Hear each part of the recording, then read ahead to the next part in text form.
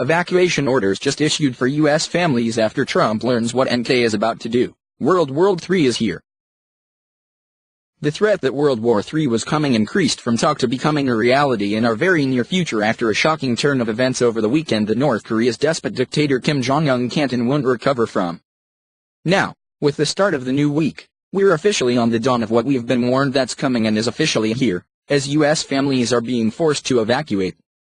Kim Jong wanted a war and wasn't going to stop until he got one, and now he must accept the fact that he doesn't stand a chance against the greatest military in the world. National Security Advisor Herbert McMaster has maintained that this threat reached a critical level after increasing day by day until it got to this point, the Daily Star reported. Just last week the Kim regime fired an intercontinental ballistic missile that flew over 1,000 feet higher than their previous launch that took place in July. These missile launches have been occurring for months now without any permission from the international community, proving to be provocations of a war they were asking for.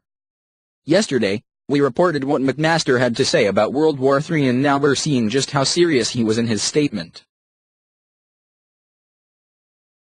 We're in a race to be able to solve this problem. There are ways to address this problem short of armed conflict, but it is a race because he's getting closer and closer and there's not much time left. The greatest immediate threat to the U.S. and to the world is the threat posed by the rogue regime in the north and its efforts to develop a long-range nuclear capability. So, it's immensely important that we work together with all of our allies, partners, everyone internationally, to convince Kim that the continued pursuit of these capabilities is a dead end for him and his regime. Hours after making this statement, evacuation orders were given to American families on military bases in South Korea, saying that they should leave because war between America and Pyongyang is getting close, a senior U.S. senator and ex-Air Force colonel said. Express reports. Republican Senator Lindsey Graham has warned that the rising tensions between the U.S. and Kim Jong-un's corrupt regime means preparations for war need to be taken. The member of the Senate Armed Services Committee warned the U.S. was running out of time to prepare itself for war when speaking on CBS yesterday. He said, "I want the Pentagon to stop sending dependents, and I think it's now time to start moving American dependents out of South Korea. We're getting close to a military conflict because North Korea is marching toward marrying up the technology of an ICBM with a nuclear weapon on top that can not only get to America, but deliver the weapon. We're running out of time." Fears of war between the two countries hit a new high last week after the rogue state announced they had successfully tested a missile capable of targeting any part of the U.S. equipped with a nuclear weapon. The launch ended over 60 days of silence from North Korea's missile program after regular missile tests paused in September. Not since the Cuban Missile Crisis of the early 60s, when John F. Kennedy was president and we were in the middle of the Cold War with the Soviet Union, have we been so close to total global annihilation. U.S. Secretary of Defense James Mattis said in a statement last week that confirmed that the fetus-looking dictator of North Korea, Kim Jong-un, has now fired its highest-ever intercontinental ballistic missile and it poses a dire worldwide threat.